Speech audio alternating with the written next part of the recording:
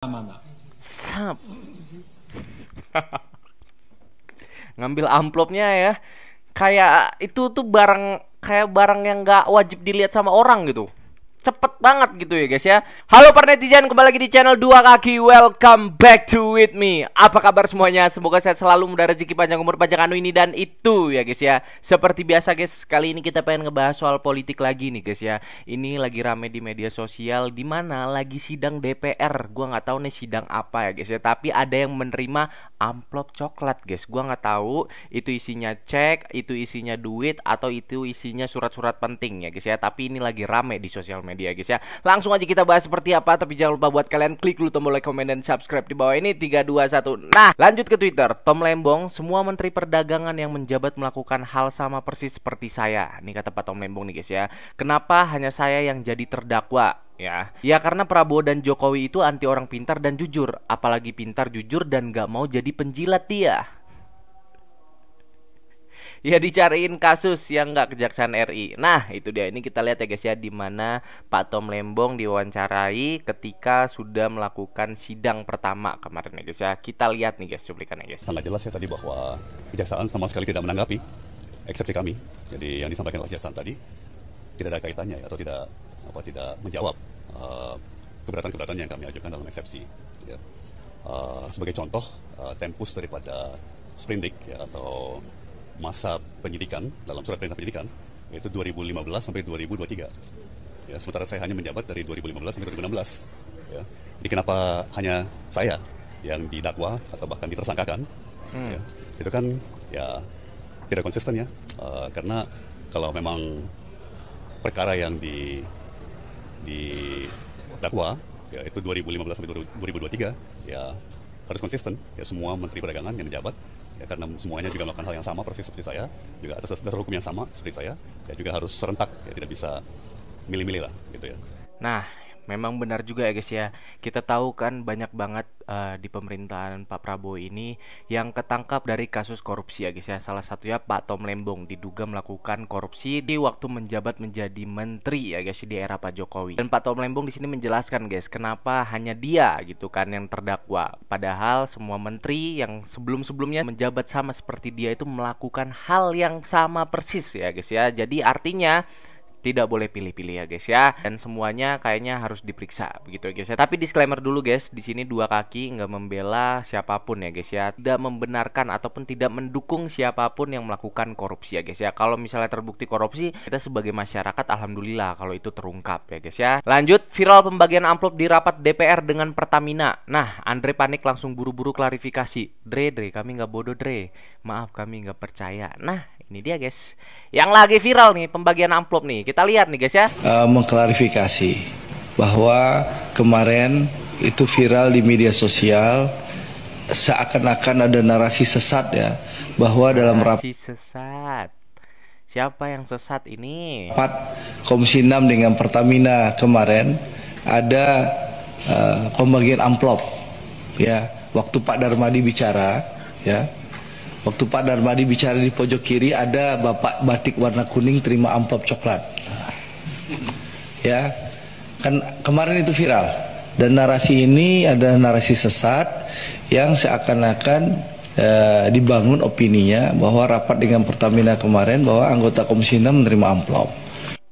Ya, gimana emang menerima amplop gitu? Amplop kuning jelas banget. Nanti kita lihat aja guys videonya, ada gua. Nanti kita lihat ya guys ya. Padahal saya ingin sampaikan bahwa amplop coklat yang diterima anggota Komisi 6 itu dengan Bapak berbatik kuning itu adalah, sebutin aja siapa namanya gitu. Masa iya Bapak yang pakai batik baju kuning itu nggak ada namanya gitu kan? Kita tuh pengen tahu juga siapa orangnya, dari partai mana juga kan.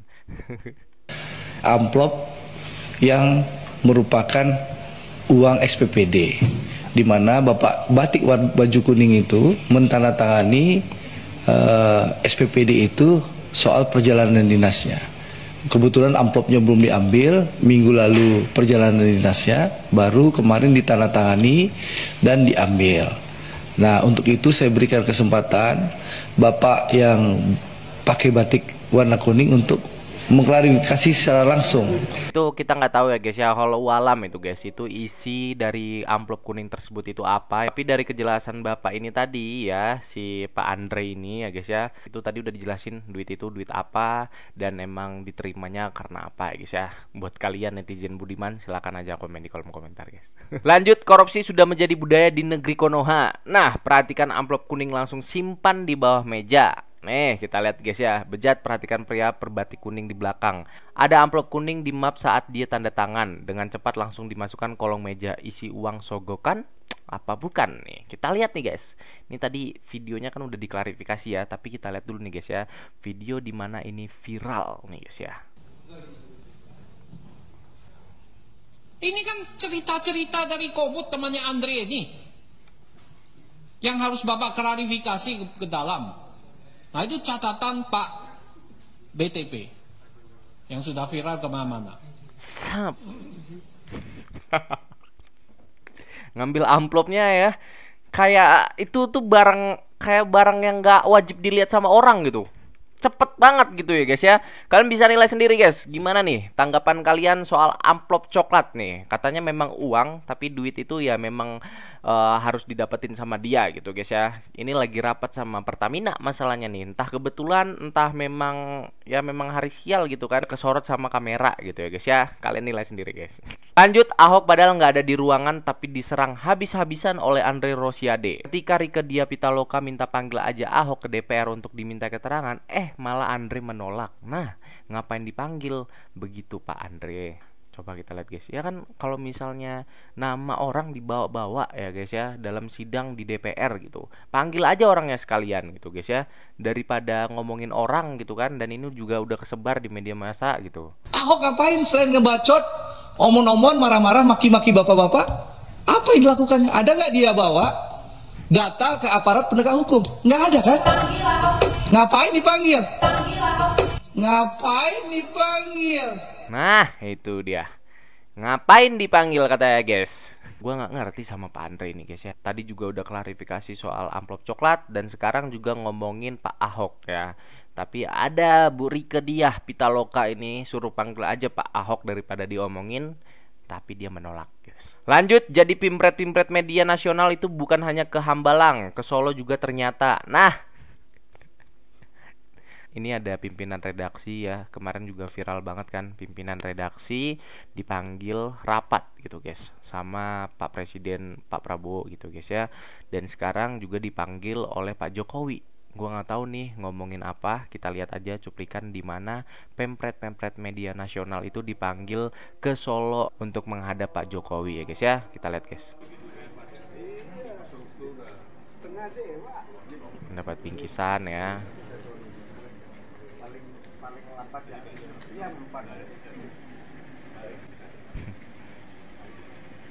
Memang harus diamanin sih media-media nih guys ya. Dan apalagi nama Pak Jokowi itu banyak banget diomongin di media sosial guys ya. Pokoknya kita semakin pusing banget ini. Jujur gua ngebahasnya juga ada aja gitu tingkah soal politik ini. Entah yang di DPR lah, Pak Jokowi ataupun Pak Prabowo. Tapi nggak apa-apa guys, ini namanya juga politik dan negara demokrasi. Kita harus bersuara terus. Kalau misalnya ada yang janggal ya kita harus bersuara gitu ya guys ya. Tapi kita dukung terus pemerintahan Pak Prabowo untuk menuntaskan kasus korupsi dan mensejahterakan masyarakat Indonesia ya guys ya.